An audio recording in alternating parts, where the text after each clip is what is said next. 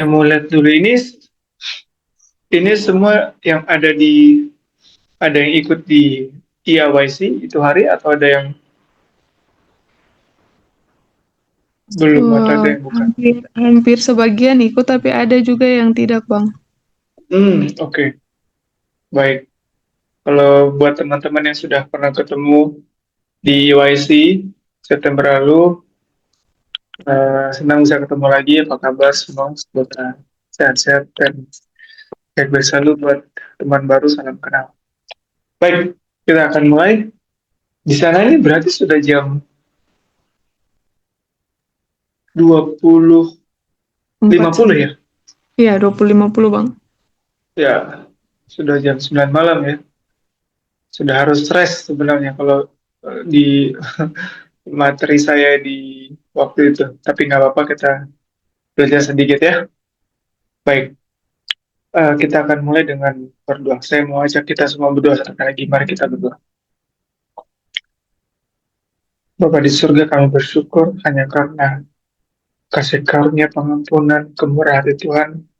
Secara khusus hamba yang kau layakkan atas segala dosa dan pelanggaran.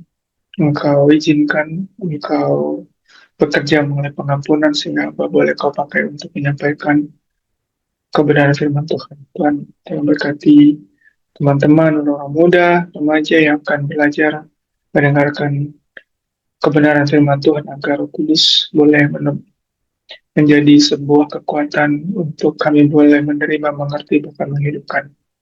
Berkati jaringan internet, Zoom yang kami gunakan agar boleh menjadi cara Tuhan berkati kami pada malam sabat ini. Terima kasih Bapak, dengarlah doa ini. Ampuni segala sesuatu kami itu banyak. Dalam nama Tuhan Yesus kami berdoa. Amin. Baik, malam hari ini judulnya kalau harus diberi judul maka judulnya adalah berketetapan. Ayat intinya dari Daniel pasal 1 ayat yang ke-8. Tapi sebenarnya kita tidak belajar dari Daniel malam hari ini, gitu ya. Karena kalau kita belajar dari Daniel, ya nggak eh, bagus. Gitu ya. Tapi malam ini kita sebenarnya nggak belajar dari Daniel. Saya hanya menggunakan kata berketetapan dari Daniel pasal 1 ayat 8. Eh, tahu cerita Daniel ya? Daniel, orang Ibrani yang ditawan di Babel. Saya tahu cerita dia, lalu dia dilempar ke gua singa. Ada yang tahu cerita tentang Yusuf? Yusuf, Yusuf yang bukan ayahnya Yesus. Yusuf yang anaknya Yakub. Tahu cerita Yusuf? Pernah dengar ya? Yang dia dijual oleh saudara-saudaranya ya ke Mesir ya. Pernah dengar ya? Tahu cerita tentang Yohanes Pembaptis? Pasti tahu ya. Pernah dengar. Tahu cerita tentang hmm, Yunus? Pernah dengar cerita tentang Yunus? Tahu ya? Yang dibuang ke perut ikan. Kita pernah dengar semua. Nah, sekarang saya tanya, ada yang tahu cerita tentang Apeles? Apeles, pernah dengar nama Apeles? Pernah dengar nggak? Kalau Yunus, Yakub, Esau, ya, Samson, Esther, Ruth, pasti pernah dengar semua ya. Yeremia, Yesaya, Elia, pernah dengar ceritanya. Petrus, Yakobus, Apeles. Ada yang pernah dengar cerita tentang Apeles? Ya kita. Belum pernah? Belum pernah ya. Nah, Apeles ini ceritanya cuma dituliskan di satu buku, kalau tidak salah dari kitab, dan di satu ayat saja. Kalau nggak salah saya cek begitu ya. Nah, coba buka Roma pasal 16 ayat yang ke-10. Ada loh, saya nggak ngarang-ngarang ini. Beneran ada nama Apeles. Ya. Roma pasal 16 ayat 10. Teman-teman boleh buka kitab buku. Kalau pakai handphone juga boleh buka kitab yang ada di handphone. Oke, okay. Malam hari ini kita belajar dengan judul berketetapan. Sudah dapat Roma 16 ayat 10? Sudah ya? Saya baca dari sini ya. Salam kepada siapa? Apeles. Jadi itu bukan nama orang Ambon ya, bukan nama orang Papua, bukan nama orang Indonesia. Ini yang betul-betul ada di zaman itu. Salam kepada Apeles. Nah, perhatikan. Yang telah tahan uji dalam Kristus. Perhatikan ayatnya ya. Yang telah tahan uji dalam Kristus. Salam kepada mereka yang termasuk isi rumah Aristobulus. Oke. Nah, ini aja nih cerita tentang Apeles ini. Nggak ada yang lain. Ini aja. Tapi menarik, walaupun cuma satu ayat, uh, pendek, tapi satu cerita yang menarik, yang sangat berkesan bahwa si Apeles ini dikenal dan dicatat oleh Rasul Paulus dalam surat di Roma ini adalah seorang yang telah tahan uji dalam Kristus. Amin. Orang yang telah tahan uji dalam Kristus. Sebenarnya ada satu lagi Apeles ini. Di mana itu? Coba ada yang boleh buka pakai handphone? Coba ketik Apeles, bantu saya. Sehingga saya ada lagi Apeles ini. Kalau nggak salah ya, coba bantu saya. Coba ketik Apeles di Alkitab. Kak Indri ke Satu aja. Rian ke, cuma satu ya? Iya. Oke, cuma satu ya. Nggak ada muncul ya, yang lain ya? Iya, nggak ada bang. Nggak ada muncul, oke baik. Oke, nah, eh Apeles ini ditulis dari telah tahan uji dalam Kristus. Jadi ada dua kata, dua penekanan yang perlu kita pelajari malam ini. Yang pertama, tahan uji. Oke, tapi tahan ujinya tuh spesifik dalam Kristus. Maka ada kesimpulan awal dari ayat ini, kalau di luar Kristus belum tentu tahan uji. Amin. Kalau di luar Kristus belum tentu tahan uji. Mungkin tahan sementara, lama-lama hancur juga, lama-lama keok juga. Tapi ini tahan uji dalam Kristus, diakui si Apeles ini oleh Rasul Paulus dan dicatatkan di Alkitab. Nah, sekarang yang mau kita pelajari kepada kita orang-orang muda remaja, kita perlu jadi orang-orang remaja, orang-orang muda yang tahan uji, tapi dalam Kristus. Gak bisa di luar Kristus. Nah, untuk bisa tahan uji dalam Kristus atau tahan uji dalam Tuhan, kita harus punya satu pemahaman tentang Tuhan. Karena sebenarnya sejak di surga, Lucifer salah paham dan paham yang salah tentang Tuhan.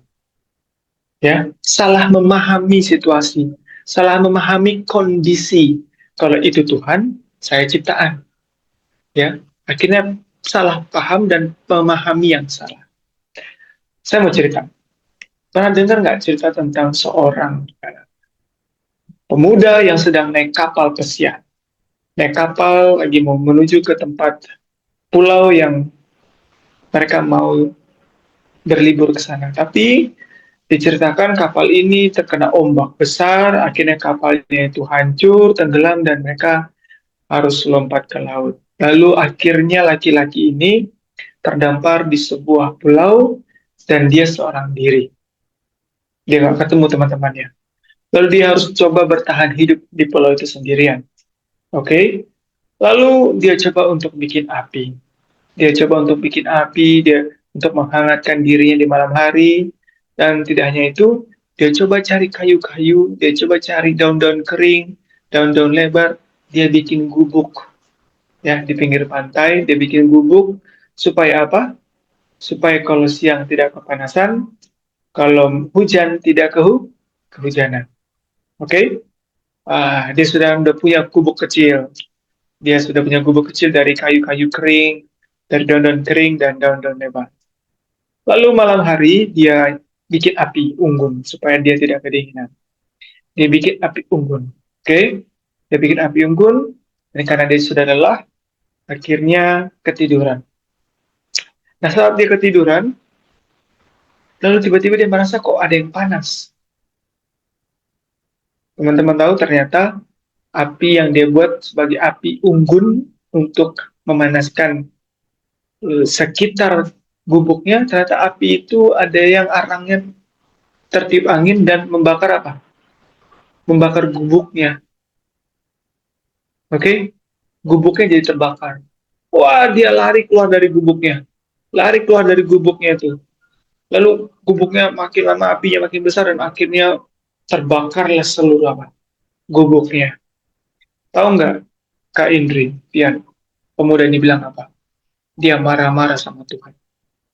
Saya sudah terdampar sendiri di pulau ini. Saya sudah berjuang hidup sendiri. Saya punya gubuk-gubuk jelek. Ini bukan rumah mewah. Betul? Gubuk, tahu gubuk? Gubuk dari kayu-kayu kan yang jelek ya. Ini cuma gubuk apa adanya. Gubuk kecil dari kayu-kayu. Pun Tuhan izinkan terbakar gitu ya. Apalagi Tuhan yang mau keambil dari aku. Sangat menderita aku ini. Gitu dia bilang begitu. Karena dia marah, menangis. Malam itu lihat gubuknya terbakar, apinya membesar. Dia akhirnya tertidur juga hal di pinggir pantai itu. Tiba-tiba pagi-pagi dia seperti dengar ada suara ramai. Ya, akhirnya dia terbangun. Ternyata apa? Ternyata dia lihat ada sebuah kapal yang sudah mau sampai ke pantai itu. Dia lihat, wah ada kapal, ada kapal. Lalu dia lihat ada orang loncat dari kapal itu turun ke, wah, dia bilang, waduh, akhirnya terima kasih menemukan saya, terima kasih mau datang ke pulau ini untuk menjemput saya. Ya, akhirnya dia selamat. Lalu setelah dia ditolong, dia tanya ke kapten kapal itu, kok bisa menemukan saya di pulau itu? Kata gitu, kok bisa menemukan saya di pulau itu? Gitu kan, laut yang begitu luas, kok bisa tahu datang ke situ? Tahu apa kapten itu? Bilang, kata-katanya apa? Pada waktu malam hari, waktu mereka lewat situ, mereka melihat ada cahaya dari jauh. Cahaya apa? Cahaya api dari gubuk yang terbakar. Gubuk yang terbakar itu kan besar apinya. Itulah yang terlihat dari laut. Sehingga kapal itu melihat kok ada cahaya di sana. Mereka mendekat dan lihat, oh, api. Oh, oh, sepertinya ada kehidupan. Lalu akhirnya kapal itu datang. Jadi, tahu makna cerita ini apa? Ya, bagi orang muda ini, gubuk yang terbakar sebuah penderitaan, sebuah ujian, sebuah kesusahan. Tapi ternyata dengan api unggun yang kecil itu nggak bisa kelihatan dari laut sana kapal lewat. Tuhan izinkan gubuk yang terbakar supaya apinya lebih besar dan terlihat dari jauh dan bisa ditolong. Amin. Nah, seringkali kita dalam kehidupan tuh kayak gitu. Kita nggak ngerti dengan apa yang Tuhan izinkan terjadi itu. Kita taunya mengeluh, kita taunya komplain sama Tuhan, kita taunya kayak nggak sesuai dengan cita-cita kita. Tapi kita nggak mau bertenang diri dulu, Tuhan ini ada apa? Tuhan mau izinkan apa ini untuk apa? Satu, saya mau belajar apa? Dua, saya mau dituntun kemana? Saya mau diberkatin dengan cara apa? Apeles, tadi katanya apa? Tahan uji dalam siapa? Dalam Kristus. Telah tahan uji dalam Kristus. Orang muda, teman-teman remaja, tahan uji. Amin. Belajar untuk tahan uji dalam Kristus. Suatu kali ada seorang ibu ya yang menemani anaknya bermain di taman. Lalu anak ini masih gadis, anak gadis kecil, ya, umur remaja. Anak ini bermain ayunan. Lalu karena tidak memegang rantai atau tali dengan baik, dia terjatuh dari ayunan itu dan kepalanya luka. Si ibu yang melihat langsung lari mengejar, lalu menolong anak ini dan dibawa ke rumah sakit karena darah bocor. Tahu apa yang dilakukan oleh ibu ini? Seperti pemuda tadi. Dia marah lagi sama Tuhan ibu ini. Apa yang Tuhan mau? Kenapa Tuhan izinkan anak saya mengalami kecelakaan? Kan Tuhan bisa jaga. Kok anak saya lagi main bisa jatuh dan kepalanya luka dan akhirnya harus dibawa ke rumah sakit. Tapi karena luka di kepala, saya kebetulan dari medis juga, dari kesehatan, kalau di kepala itu ada cedera kepala ringan, CKR, CKB, cedera kepala sedang, cedera kepala berat. Nah, karena dia anak-anak dan kepalanya luka, akhirnya harus diperiksa, difoto, di ronsen, ya, memastikan ada pendarahan di dalam nggak. Nah, ternyata hasil ronsen yang menemukan luka yang akibat jatuh itu tidak ada pendarahan di dalam, aman. Tapi ternyata waktu difoto, kan difotonya sekalian tuh kepalanya, otaknya, tengkoraknya, malah ditemukan ada benjolan di tempat yang lain. Akhirnya diperiksa, singkat cerita ternyata itu adalah cikal bakal tumor, tumor kecil. Dan akhirnya karena ditemukan lebih dini, belum membesar, belum ganas, akhirnya anak itu tumornya bisa diangkat dan disembuhkan. Nah, ibu ini setelah kejadian itu baru seperti pemuda lain tadi.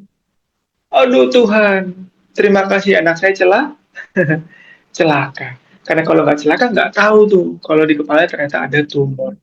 Nah seperti itulah kita kalau menghadapi ujian dan pencobaan. Jangan terlalu cepat buru-buru menyalahkan Tuhan atau salah paham dengan Tuhan. Harus belajar untuk mengizinkan Tuhan berkarya. Lihat apa yang Tuhan mau kerjakan dalam kita. Jadi kadang-kadang itu kesalahan kita, pun Tuhan akan perbaiki dengan cara Tuhan. Kalaupun Tuhan izinkan terjadi, kita mesti belajar apa yang Tuhan mengajarkan. Nah, sekarang kita lihat konteks alkitabiahnya. Itu tadi kan ilustrasinya, gambarannya, pengalamannya. Sekarang kita lihat konteks alkitabiahnya. Buka Yakobus pasal yang ke-1. Buka Yakobus Yakobus pasal yang ke-1.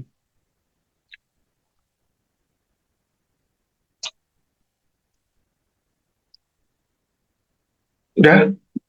Yakobus pasal yang ke-1.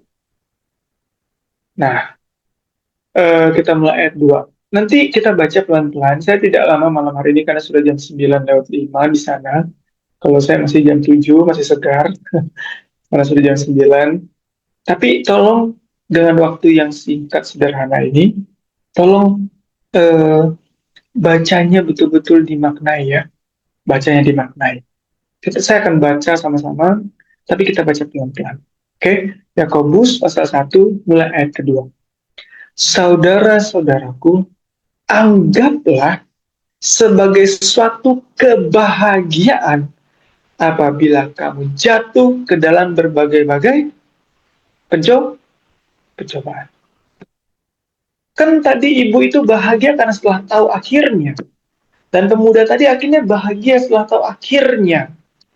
Oh, gubuknya terbakar, tadinya nggak bahagia dia. Nangis-nangis dia, gubuknya terbakar. Tapi setelah tahu akhirnya bahagia dia. Ibu tadi juga marah-marah, nangis-nangis anaknya celaka. Tapi setelah tahu akhirnya bahagia. Nah, mulai sekarang, ayat ini ngajarin kita, tunggu, belum tahu nanti hasilnya apa, anggaplah dulu, kalau kamu jatuh ke dalam berbagai-bagai pencobaan, sebuah kebahagiaan. Susah? Susah. Gampang? Enggak. Kenapa?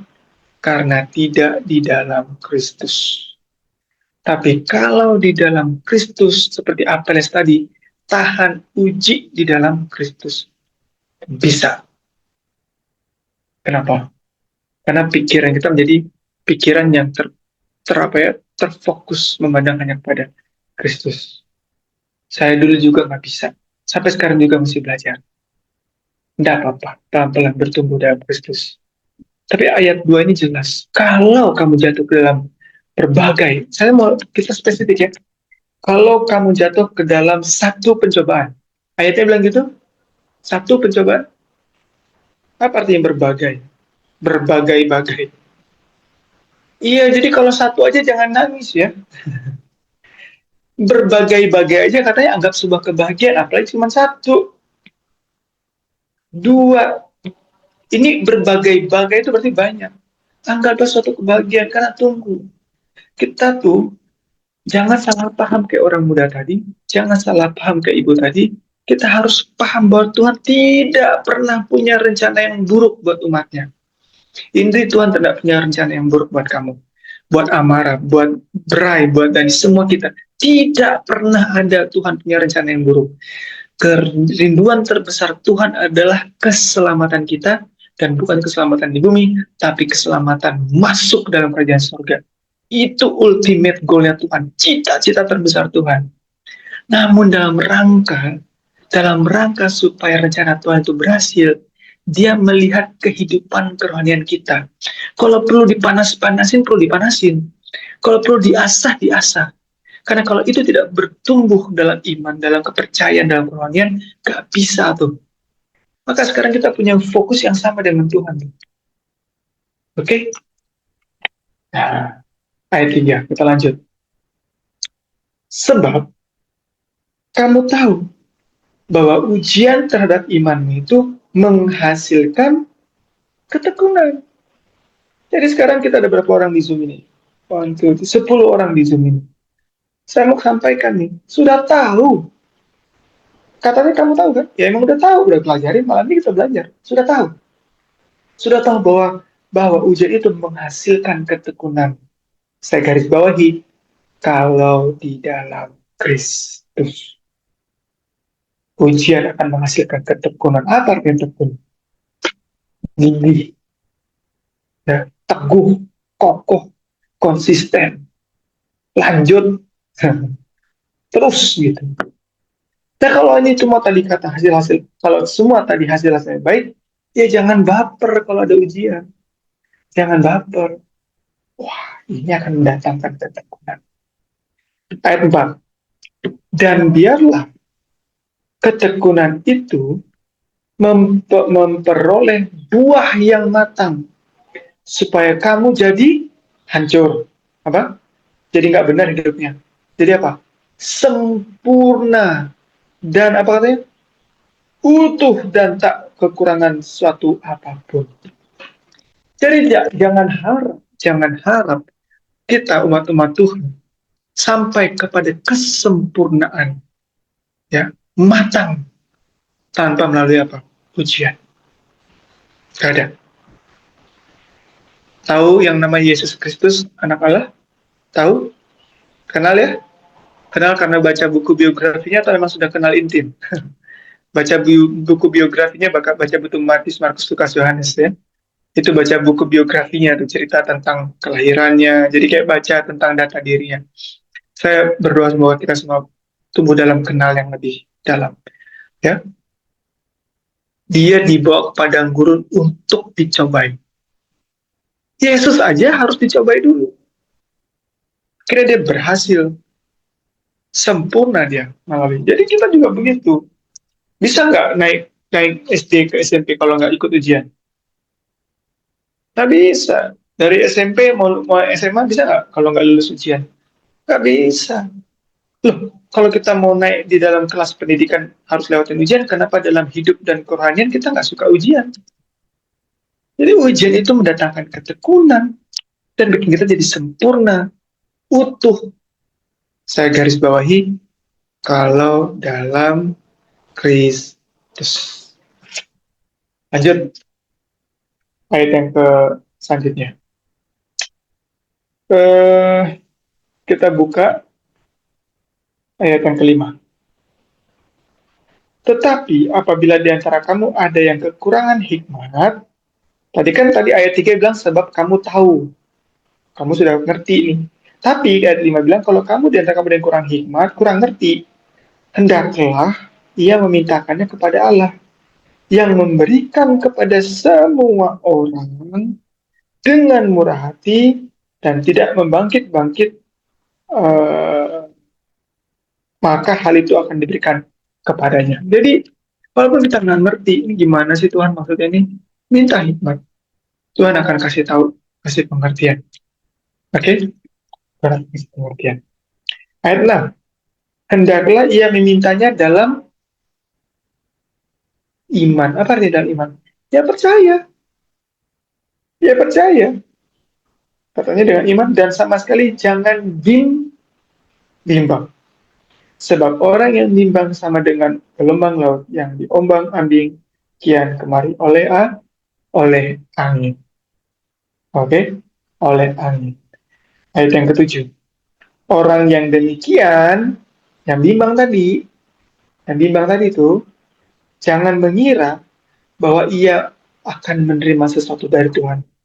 Gak bisa. Jangan kamu ngira kamu akan terima sesuatu dari Tuhan kalau kamu bimbang. Harus iman, percaya.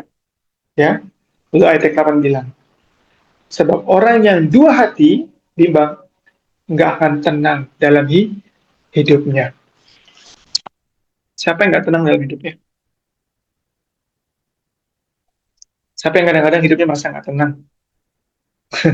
Saya juga pernah, no worry, nggak apa-apa, kita semua mengalami itu. Tapi ternyata, kata Alkitab, orang yang tidak tenang dalam hidupnya, ini orang yang mendua hati, bimbang.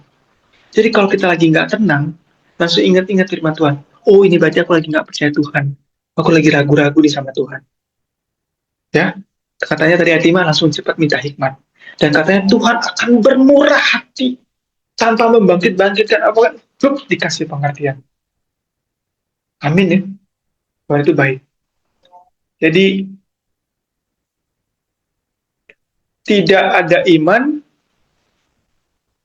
akan bimbang dan hidupnya nggak tenang. Tapi kalau kita beriman, berhikmat, hidupnya tenang. Tadi ada yang tanya ya, apa tadi pertanyaannya itu?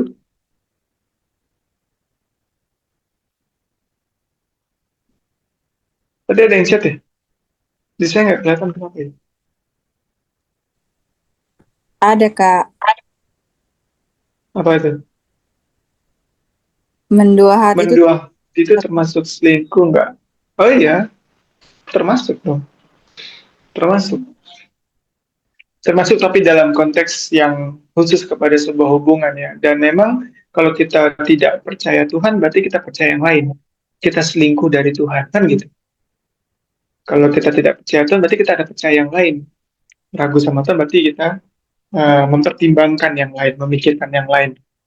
Oke, nah sekarang saya mau closing. Kita loncat ke ayat yang terakhir. 1 Korintus 10 ayat yang ke-13. Habis itu kita tutup, lalu mungkin kalau kita mau diskusi sebentar boleh. 1 Korintus pasal yang ke-10 ayat yang ke-13.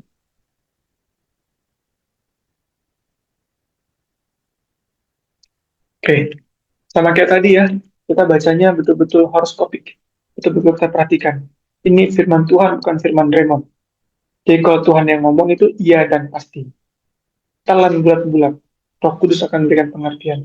Oke, perhatikan ayat ini baik-baik. Saya imanin sekali ayat ini. Kalau saya belajar untuk mengimani ayat ini. Maka hidupnya akan lebih tenang. Oke, 1 Korintus 10 ayat yang ke-13. Katanya begini. Pencobaan-pencobaan yang kamu alami ialah pencobaan-pencobaan biasa.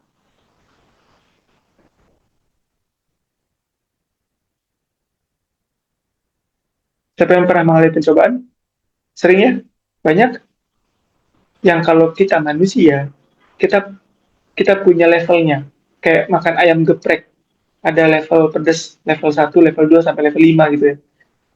Beli sambelnya ada level pedas. Oke? Tapi, oh pencobaannya biasa. Oh pencobaan ini agak berat kak.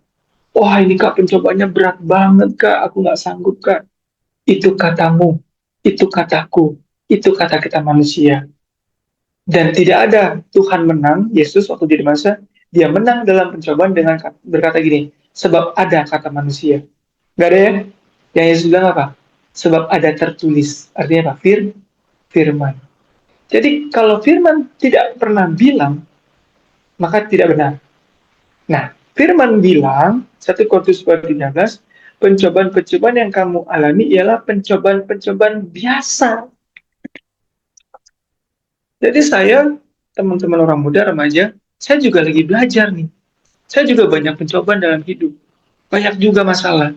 Tapi dengan ayat ini saya sudah mulai belajar untuk lihat biasa ini. Buat orang itu berat loh. Enggak, kata kita biasa. Gitu kan. Ya.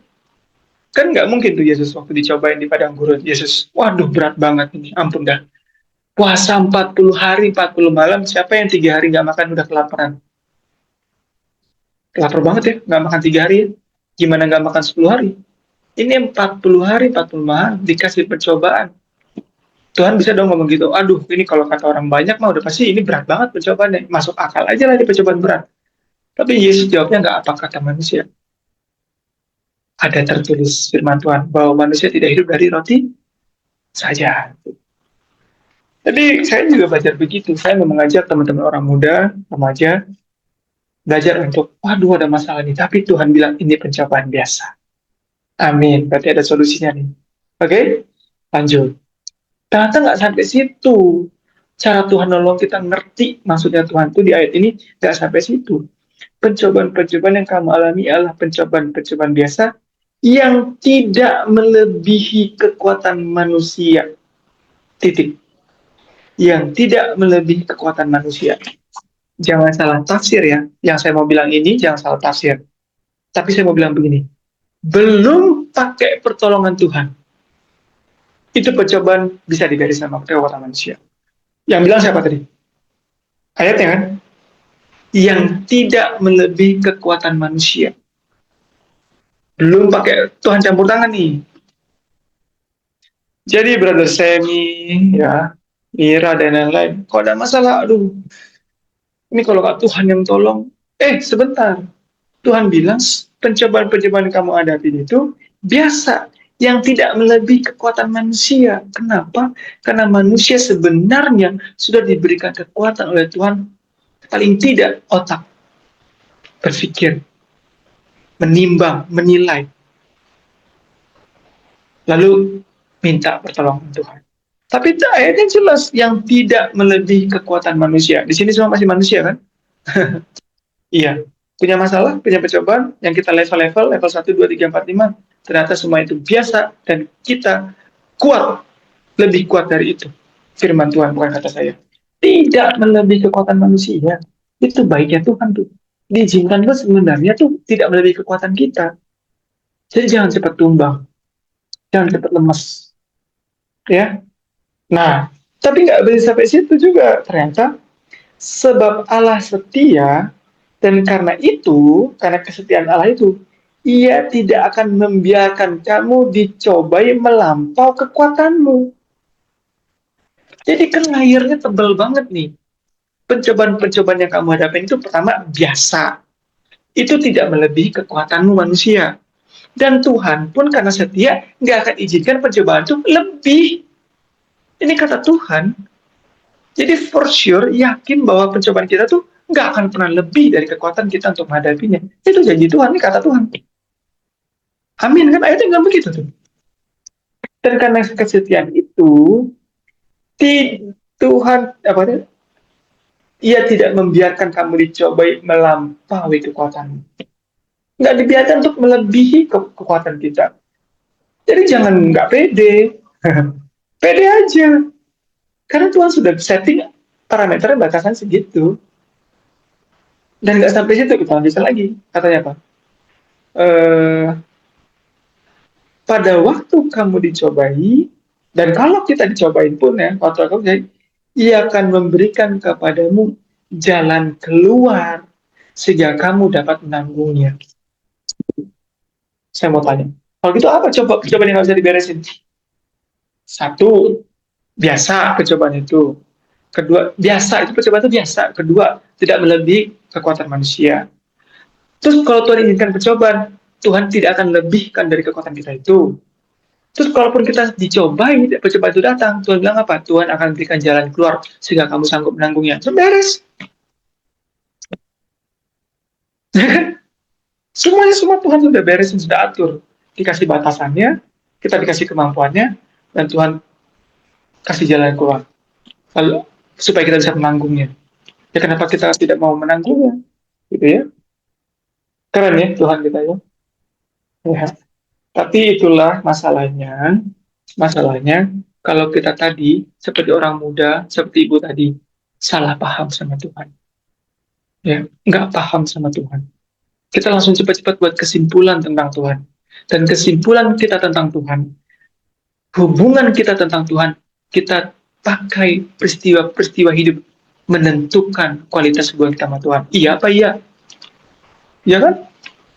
Kalau baik, Tuhan berkat, semua doa dijawab, wah, God is good all the time. All the time, God is good. Tapi kalau kita lagi coba, Tuhan di mana? Tuhan nggak ada. Nah, itulah. Karena kita gagal paham, gagal mengerti Tuhan. Tapi semoga dari ayat Yakobus tadi, ayat 1 Korintus ini, sekarang kita ngerti siapa Tuhan kita. Dan waktu menghadapi pencobaan-pencobaan, ujian-ujian, maka kita akan punya ketetapan. Kita akan berketetapan. Tak goyah. Kita akan berketetapan. Ujian ini, anggaplah kalau bahagia, kalau kamu menghadapi berbagai percobaan. Karena dia Yakobus kan? Yakobus bilang itu kan, berbahagia. Minta hikmat, supaya kita tenang. Korintus bilang, tenang, pencobaan itu biasa. Nggak lebih dari kekuatan kita. Dan Tuhan nggak akan kasih lebih dari itu. Dan kalaupun kamu mengalaminya nanti, Tuhan kasih jalan keluar, kamu bisa tanggung. Ini yang saya bilang, judulnya adalah berketetapan. Berketetapan apa? Berketetapan untuk punya keyakinan seperti ini, titik. Berketetapan untuk punya keyakinan seperti ini. Seperti Daniel, waktu di Babel, dia berketetapan dalam hatinya, begini, kalau aku tidak akan makan, karena itu merusak tubuh, kata dia kan itu. Maka kita sebagai orang muda remaja dalam menghadapi itu, menghadapi hidup yang penuh dengan pencobaan ujian, kita juga akan siap berketetapan dalam hati bahwa ini tidak melebihi kekuatanku dan Tuhan akan memberikan jalan keluar. Anggaplah ini sebuah kebahagiaan, aku jadi tahan uji, aku akan jadi tekun, berbuah, matang, sempurna karena ini. Itulah ketetapan kita. Firman Tuhan. Amin. Semoga Tuhan boleh menolong kita orang muda. Pelajaran malam hari ini mungkin ini sudah lama nggak ketemu ya. Saya di Jumat pagi dan di lain-lain. Semoga ini jadi awal. Kita berlanjut nanti ke seri-seri selanjutnya. Saya pilih berdiskusi dengan, saya sebenarnya nggak siap materinya, jujur aja. Saya nggak siap, maksudnya saya mau random-random aja, cuman akhirnya Tuhan tuntun ke sini supaya malam ini kita diberikan satu ketetapan dan kita berketetapan untuk punya keyakinan seperti Yakobus 1, seperti 1 Korintus 10 13 tadi ya. Oke, Tuhan menolong kita semua. Saya bawa ya Yesus. Amin. Amin, haleluya, puji Tuhan. Terima kasih banyak Kak Rey, karena berhubung masih ada mungkin 15 menit ya. Teman-teman mungkin ada pertanyaan sebelum kita akan menutup dalam doa. Mungkin ada pertanyaan dari teman-teman, dipersilahkan. Kalau aku ada pertanyaan nih Kak, terkait berketetapan. Kalau misalnya kita sudah berketetapan, terus ada penggodaan, terus kita sudah tahu ini salah, oke, penggodaan berikut kita bisa apa kayak maksudnya jatuh di penggodaan itu terus oke, saya berketetapan lagi, saya akan bangkit lagi. Terus berjuang lagi, tapi dalam perjalanan jatuh lagi. Kira-kira bagaimana itu Kakak? Ini orang udah nyuruh malam-malam, pertanyaannya berat-berat lagi. Ya, memang enak sekali kamera ini. Saya di sana diatur-atur dia, sini kasih pertanyaan sulit lagi. Oke, pertanyaannya, pertanyaannya baik sekali. Pertanyaannya berat, berat dalam artian begini. Ini konteks teologianya, doktrinnya dalam dan luas. Saya kita harus satu sesi lagi ya. Tapi singkatnya seperti ini. Di dalam Keluaran pasal yang ke-33 kalau tidak salah, Keluaran pasal 33 mulai ayat yang ke-18 kalau nggak salah, 16 18 itu ada peristiwa Musa mempertanyakan tentang nama Tuhan. Ingat ya, Musa tanya nama Tuhan. Dia tanya kemuliaan Tuhan. Saya koreksi. Dia menanya, tunjukkanlah kemuliaan Tuhan. Lalu Tuhan menyebutkan namanya. Tuhan, Tuhan, Tuhan, di sana katanya panjang sabar. Boleh buka itu? Keluaran pasal 33. Mulai dari ayat yang ke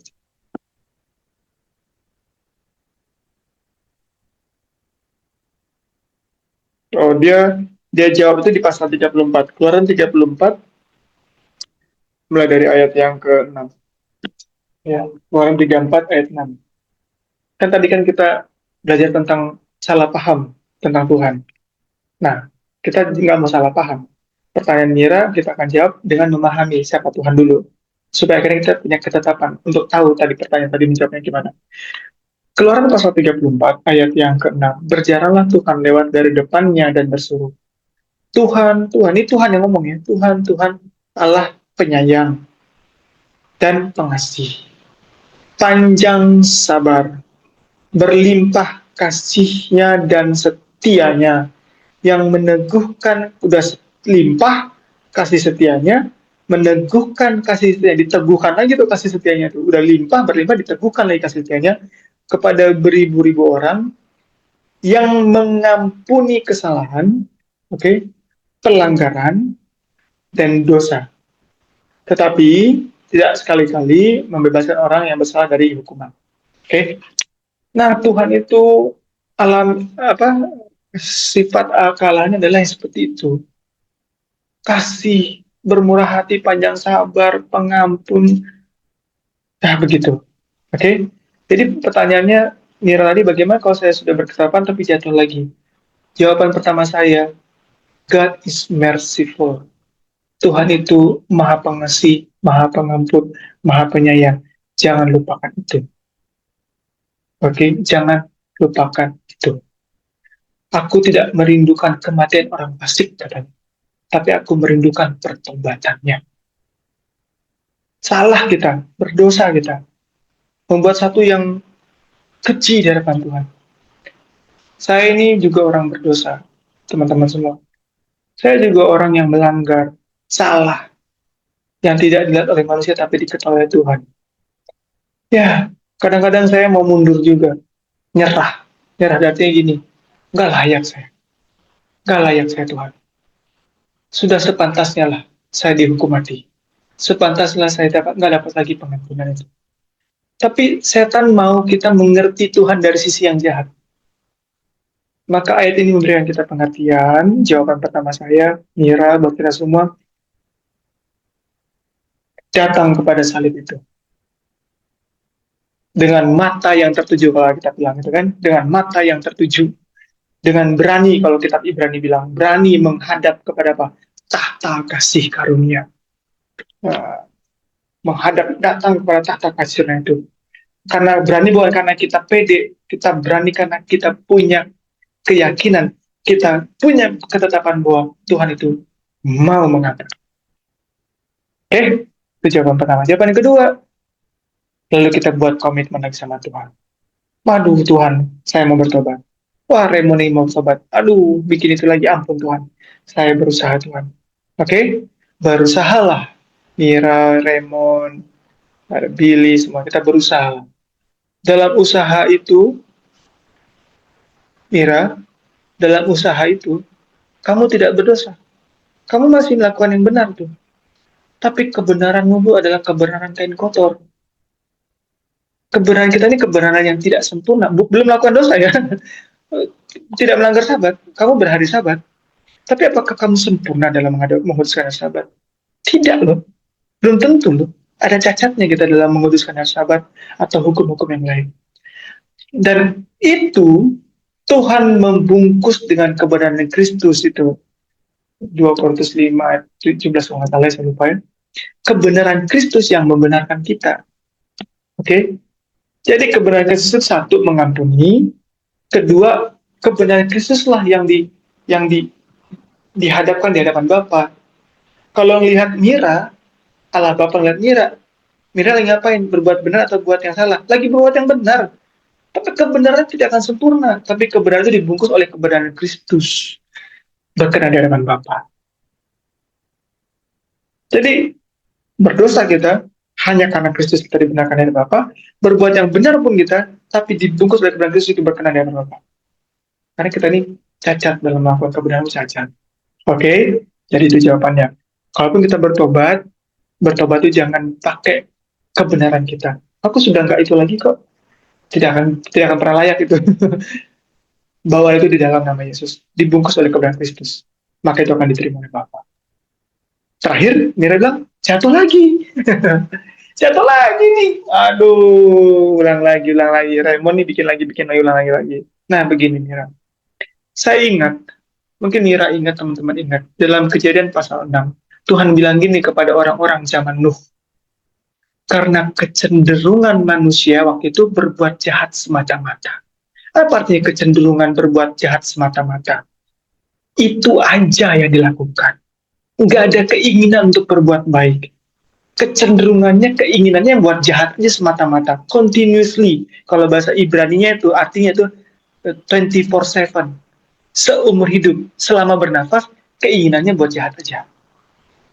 Tapi kalau dalam hatinya Mira, di dalam hatinya Indri, Bray, Dani, Lia, dan lain-lain termasuk saya, di dalam hati kita, kecenderungan kita ini maunya baik. Rasul Paulus pernah ngomong gitu kan? Ingat ya Rasul Paulus bilang, aku keinginan yang baik, tapi yang kubuat malah kedagingan. Gitu kan itu? Kita ini mau yang baik, tapi gagal. Tapi sadar, minta ampun, pengen mau baik. Emang Lia pernah berencana, aku mau bikin yang jahat. Aku akan membunuh, aku akan mencuri. Tidak kan? Aku ingin ramah, tapi jatuh ternyata sempat jutek sama orang misalnya. Saya ingin tidak mau berbohong, tapi ternyata ada satu kali terselip, sudah makan belum? Oh sudah, tapi karena sungkan tapi bilang sudah padahal belum. Tapi tidak pernah berniat, Mira, nggak pernah kita ini punya kecenderungan berbuat jahat. Saya pikir Tuhan punya penilaian yang berbeda. Oke? Saya mau tanya, Nuh waktu itu orang suci, nggak ada dosanya. Nggak ada dosanya Nuh waktu itu. Orang berdosa juga loh. Tapi kepada orang banyak ya Tuhan bilang, karena mereka ini semua kecenderungannya berbuat jahat semata-mata, nggak ada yang lain. Nuh ini juga orang berdosa, tapi kecenderungannya mau. Jadi Mira, jangan kecil hati. Kalau nggak, saya juga udah berhenti melayani Tuhan, karena saya ini orang berdosa. Saya ini gagal juga, Mira. Tapi, puji Tuhan. Tapi, kita diberikan hati yang keinginannya mau berbuat baik. Cuman gagal. Minta ampun, coba lagi. Kalau Tuhan membinasakan orang-orang zaman Nuh karena berkecenderungan berbuat jahat semata-mata, maka Tuhan akan menolong kita, orang-orang yang berkecenderungan berbuat baik. Amin. Ya dong. Itu statementnya Tuhan loh, bukan saya yang bikin loh. Tuhan bilang sendiri, karena kecenderungan. Supaya kita nggak salah tafsir. Saya mau kasih tahu ke kita semua, saya mau tanya. Musa itu gagal-gagal nggak Musa? Gagal-gagal nggak dia? Gagal-gagal ya? Bahkan detik-detik terakhir mau masuk ke Kanaan, dia bikin dosa yang besar. Sampai dia dihukum oleh Tuhan. Nggak boleh masuk Kanaan. Mati dia kan? Hanya boleh lihat. Mati dia. Saya bisa tanya, kok bisa habis dosa besar, marah, act like God, bertingkah seperti Tuhan, marah, kok habis mati ke surga? Saya belajar itu saya pusing tuh. Enak juga nih Musa nih. Ya, sebelum mati dihukum gak boleh masuk Kanaan dan bikin dosa besar. Tapi begitu dia mati, resurrected, ascension, bangkit, naik ke surga. Oh, kok bisa begitu ya? Tuhan antarkan saya kepada Kejadian pasal 6 ini. Oh, kecenderungan orang waktu itu berbuat jahat. Musa ini kecenderungannya, saya mau tanya, berbuat jahat. Kecenderungan Musa selalu berbuat jahat. Ada lihat di Alkitab kecenderungan hati Musa berbuat jahat? Enggak kan?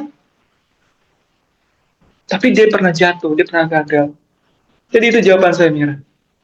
Ya, itu jawaban saya berdasarkan cita-cita Alkitab. Ya, berdasarkan cita-cita Alkitab. Bahwa satu, Tuhan Maha Pengampun, Maha Penyayang. Kalaupun kita lakukan kebenaran itu harus dibungkus dengan kebenaran Kristus. Kebenaran kita tidak sempurna. Dan kalau kita jatuh lagi, bukan karena keinginan kita dari awal, aku pengen berbuat jahat, enggak. Tapi karena kegagalan, karena kelemahan kita sebagai manusia. Tuhan siap mengampuni, bangkit lagi. Dan kecenderungan-kecenderungan itu nanti gini nih, seperti yang saya ini. Naik, jatuh. Naik, jatuh. Naik, jatuh. Tapi grafiknya naik. Haleluya ya. Grafiknya naik. Ke sini jatuh. Naik ke sini jatuh. Naik ke sini jatuh. Jatuh-jatuh. Tapi kecenderungannya naik. Beda kayak begini. Naik, jatuh. Naik dikit, jatuh lagi jauh. Naik lagi, jatuh lagi jauh. Jatuh lagi jauh. Kecenderungannya tuh turun. Orang-orang zaman Nuh, Tuhan lihat kecenderungan jelek, makanya jangan dilanjutin nih. Tapi Nuh kecenderungannya baik, berdosa juga gitu.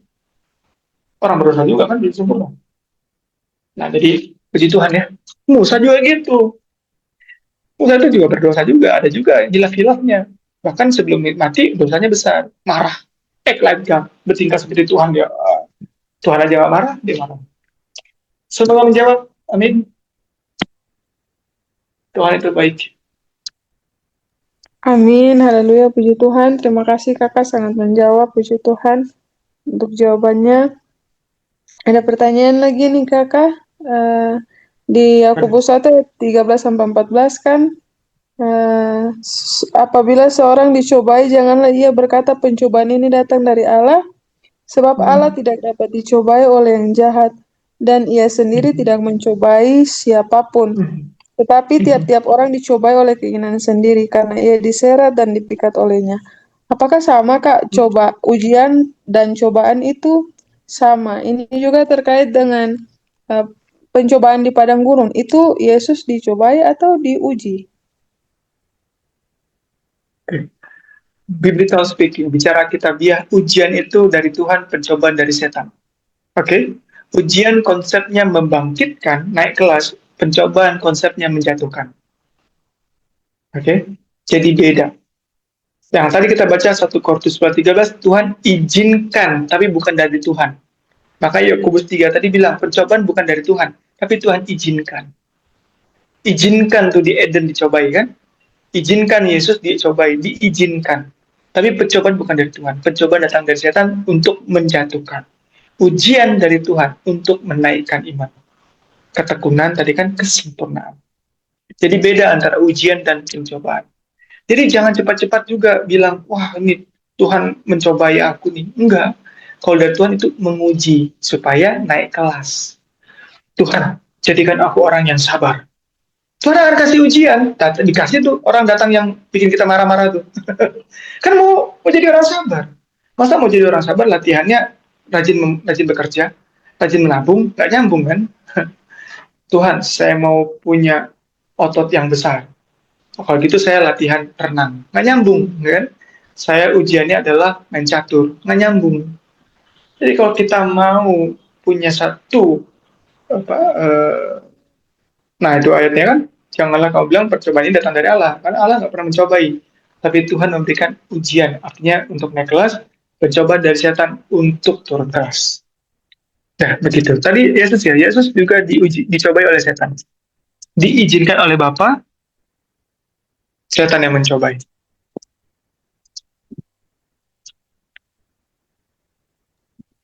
Setan yang mencobai. Boleh menjawab seperti itu? Kalau kurang, bagian mana yang kurang? Supaya kita bahas lagi. Boleh, bro. Bro kakak Sami. Mungkin Bang berarti kita harus berketetapan ini dalam kedua-duanya, cobaan dan juga ujian. Harus Ya, ketetapan hati terhadap kedua hal ini. ya. Makanya tadi saya kasih dua, Yakobus dan Korintus. Yakobus bilang ujian itu untuk kesempurnaan, kata tadi kan, untuk ketekunan, iman, hikmat. Ujian itu bagus dari Tuhan. Kakak bilang, anggaplah bahagia kamu kalau dapat ujian dari Tuhan. Karena kamu mau dikasih naik kelas. Jadi jangan ngeluh. Tapi kalau pencobaan, itu dari setan, dari Tuhan. Tapi tenang, dalam pencobaan, Tuhan tidak izinkan melebihi kekuatanmu. Bukan dari pencobaan Tuhan yang buat, bukan. Maksudnya Tuhan izinkan, tapi nggak akan pernah lebih dari kekuatan kita, gitu. Yang nyobain setan. Makanya saya kawinkan antara, bukan kawinkan, saya tunjukin dua-duanya supaya kelihatan bedanya. Ujian untuk naik iman, anggap itu kebahagiaan, kamu jadi sempurna, tekun, berbuah, kamu lebih tenang hidupnya. Ujian itu ke atas, pencobaan itu ke bawah, tapi tenang. Pencobaan itu biasa, kata Tuhan. Nggak akan lebih dari kekuatanmu, dan aku nggak izinkan dulu lebih dari kekuatanmu manusia. Pun kalau nanti waktu kamu dicobai, ya, kalau aku izinkan itu terjadi, aku udah kasih siapin jalan keluar. Dia tuh baik banget. Hampir bisa dibilang ya, sulit manusia untuk gagal sebenarnya, Mira. Sebenarnya kalau kita lihat konteksnya Tuhan, sulit untuk gagal sebenarnya. Cuman itu tadi, makanya kita perlu uh, dalam Kristusnya itu. Karena kalau tanpa Kristus pasti gagal. Dalam Kristus bisa berhasil. Tidak gagal. Amin, puji Tuhan. Terima kasih banyak Bang. Mungkin satu terakhir sebelum kita tutup Bang, ada dari ini. Terkadang ujian dan cobaan bisa datang bersamaan seperti kasus Ayub. Itu ini ya Bang, untuk statementnya. Ujian Kasus dan cobaan Ayub. bersamaan. Oke, mari kita bahas tadi. Ayub itu yang dia alami itu datang dari Tuhan atau dari setan? Dari setan. Kalau dari setan, ujian atau pencobaan? Cobaan.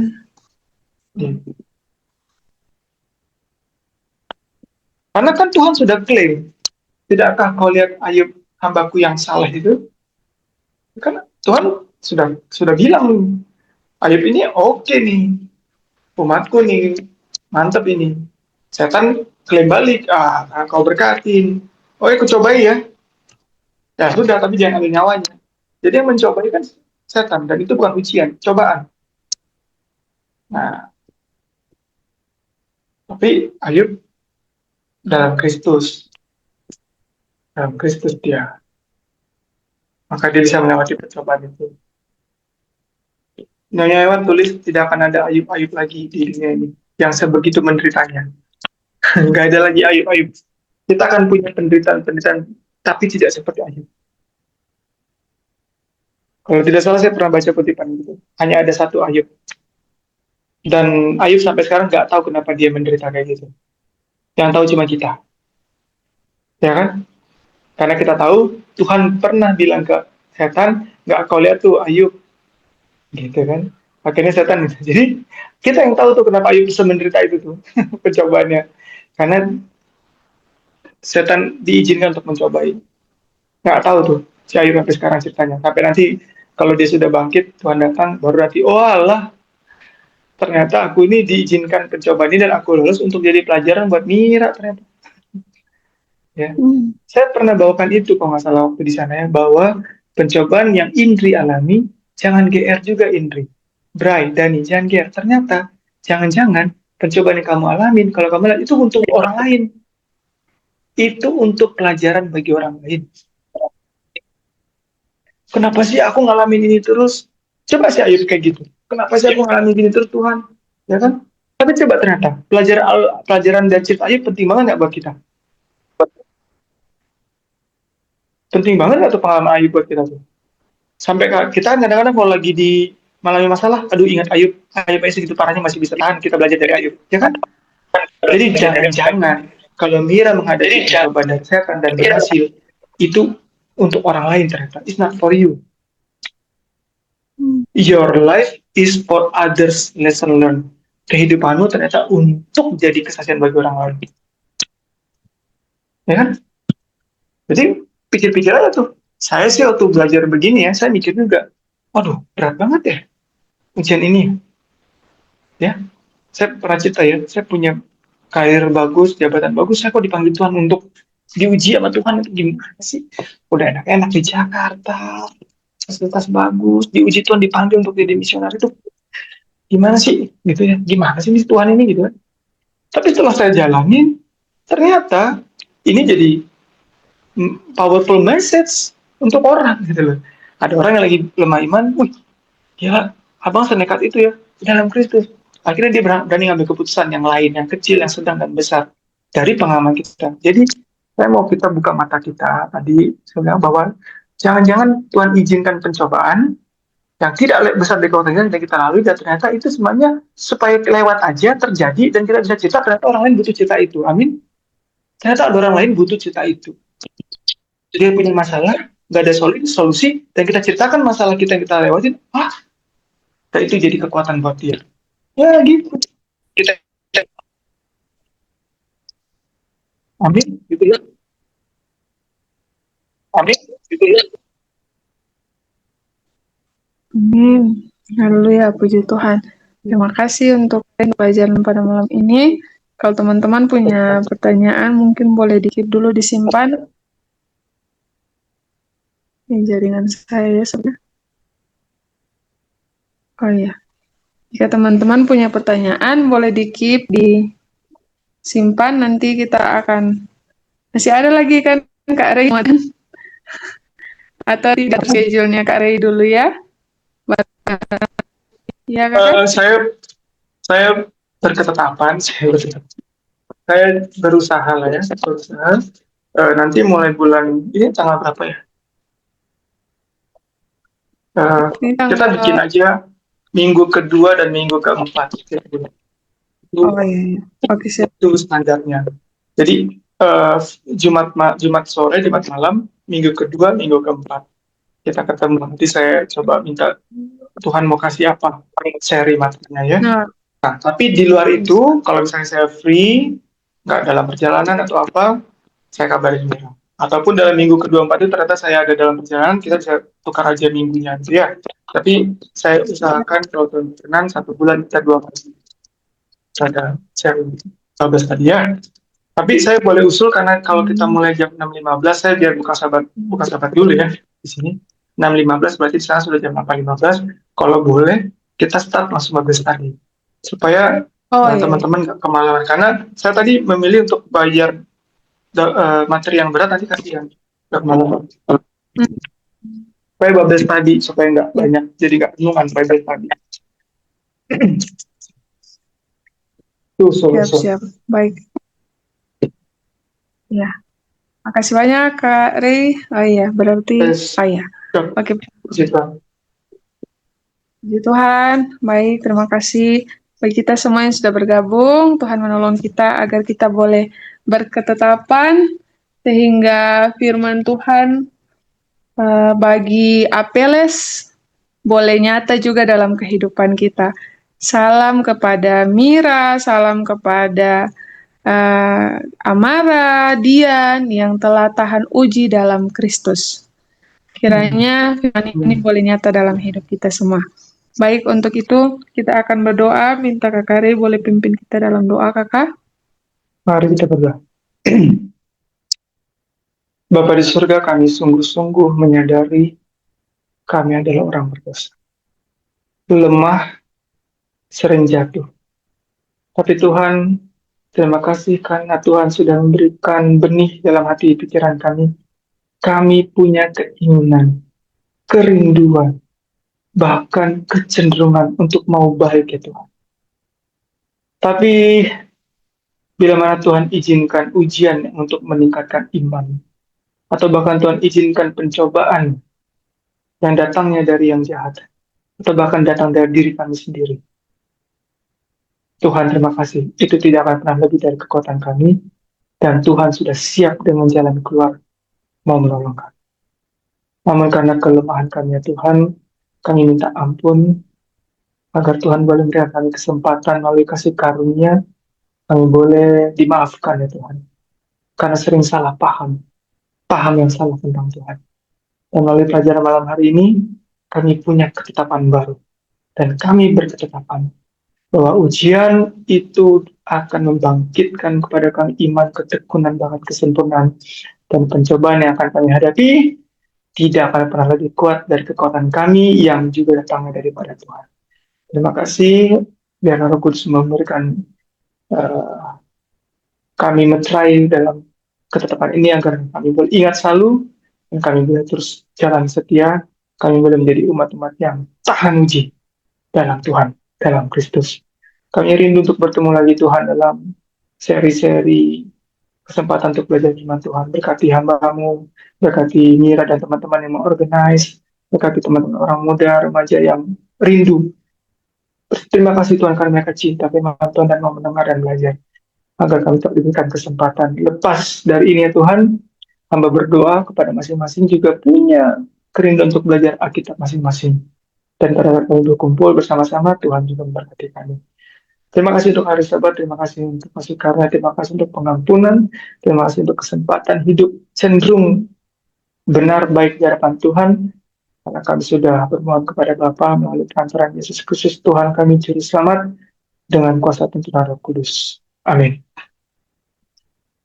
Amin, haleluya, puji Tuhan. Sekali lagi terima kasih banyak Kak Rey untuk waktunya. Terima kasih untuk Terima teman-teman. kasih juga untuk waktunya. Sampai jumpa lagi di minggu-minggu berikutnya. Tuhan Yesus memberkati kita semua. Selamat sabat. Sama sahabat, God bless you. Dadah. Ya, iya kakak. Oke, sampai jumpa besok doa subuh.